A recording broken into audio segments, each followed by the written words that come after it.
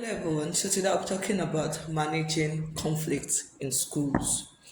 There was a time a video was trending of when a parent went to the child's school and was creating a scene and all of that. And I get the fact that you know sometimes parents are emotional, can be emotional, and so in the process of being emotional, you also need to balance it and see that your emotions do not get the best out of the situation. So when issues that happen between maybe the school or a child and another and your child, or a teacher and your child, there are better ways of managing those issues rather than engaging physically with the teacher or with the school or creating a scene. So the first thing that I want to mention is that one is that parents need to avoid, you know, getting physical with any teacher or with the school.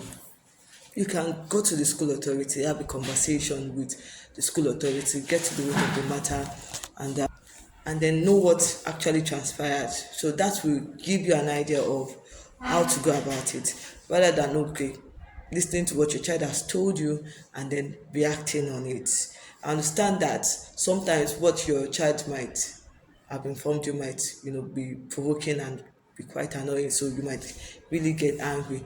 But it's also important that you manage your emotions and don't get angry, and have a conversation, meet with the school authority, have a conversation with them, and then address those issues. Then the second point is that avoid fighting or yelling at the staffs of the school in the presence of your child. It doesn't speak well. It belittles you, and also make it look like you come to school to fight or create a scene. So whether your child is wrong or is right, sit down. Like, it's better you have conversation in a civilized manner and then address those issues. But when you start fighting, creating a scene, even when you are wrong, you are right, people will not want to listen to you.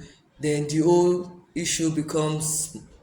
whole environment becomes tense, and it becomes a bit handful to manage. So at that point in time, all their effort is to the school effort will be to, calm you down and then make you see reason to understand what might have transpired. So it's also important that you do not come to school and start shouting at the staffs or at another student in the presence of your child, because it doesn't speak well of you as the parent. It starts giving the staffs or another student the impression that, oh, this person's parent is a fighter, so to say, or this person's parent, they've come again, like some people will say. So it's important that parents try as much as possible to balance their emotion and avoid creating a scene when they want to address any issue, rather meet with the school authority. Then the third one is that avoid beating your child. Maybe your child has offended or did something wrong at home, and then you're bringing the child to the school. You want to beat the child. Oh, I'm going to embarrass you today. Please. You're just affecting that child psychologically. There are better ways to correct the child. Nowadays, it's not about always flogging the child, or sometimes when you talk to them, they listen. These children, they see what you do, they are watching. So just counseling them goes a long way. You just making them say, oh, this is not good, this is why you need to stop this and all of that, and they will understand. But when you keep, beating them, or you drag them to school, I'm going to embarrass you today, hey naughty child, I will tell the whole school or tell the whole student this is how you behave, it doesn't help your child at all. And you might think that you are trying to correct that child. I'm telling you, to be honest, you are not really correcting that child, rather you're just bringing down the self-esteem of that child. So counsel your child. If you need to make use of cane, or give the child some light punishment. And no, after doing that, you still need to talk to your child that, oh, BC, this is why I did this to you. It's not that I hate you, but I just want you to stop. It's just to correct you and all of that. It will help your child. They will see reason why they need to stop doing that act. But if everything is cane, if everything is you keep shouting, if everything is um, embarrassing them, you just keep affecting their self-esteem, keep affecting them psychologically. And that's why we see that some kids are not shy because that's how they are, but because of the experience the traumatic experience they've gone through from their parents in school or from their friends, and that's why they are reserved. They rather keep to themselves than associating with people or talking.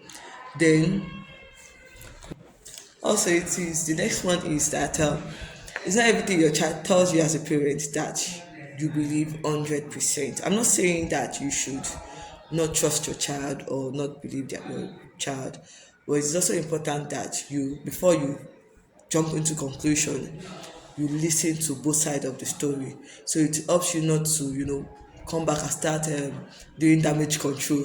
So it's important that you listen to both sides of the story, then make your conclusion after listening to both parties than jumping into a conclusion. So it's also important that you believe that. And don't forget, parents, that in school most children have dual personality, like they behave differently at home and in school they behave differently. So it is in school, to be in all sincerity, that you get to see the true character of your child. At home they might be maybe reserved, but in school they might not be as reserved as they are at home. So it's also important that once in a while you reach out to your child's class teacher or year tutor to find out how your child is behaving and get honest review from them. They will actually tell you what your child is doing in school that you probably don't even have an idea of, that oh, your child is capable of doing. Thank you.